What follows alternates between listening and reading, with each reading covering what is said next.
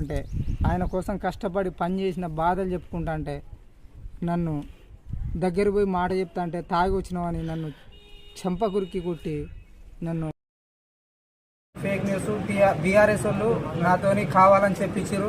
నా మీద ఎమ్మెల్యే సార్కు ఎలాంటి రామచంద్ర నాయక్ గారికి నాకు ఎలాంటి వేరే ఉద్దేశాలు లేవు, మాకేం లేదు. బీఆర్ఎస్ వాళ్ళు నాతో చెప్పాలని చెప్పించారు, నాకు మందు తాపించి చెప్పించారు, అంతే, ఇందులో ఏం లేదు.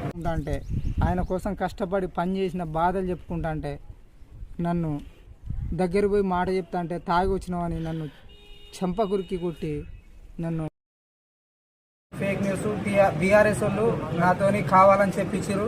నా మీద ఎమ్మెల్యే సార్కు రామచంద్ర నాయక్ గారికి నాకు ఎలాంటి వేరే ఉద్దేశాలు లేవు, మాకేం లేదు. బీఆర్ఎస్ వాళ్ళు నాతో చెప్పాలని చెప్పించారు, నాకు మందు తాపించి చెప్పించారు, అంతే, ఇందులో ఏం లేదు.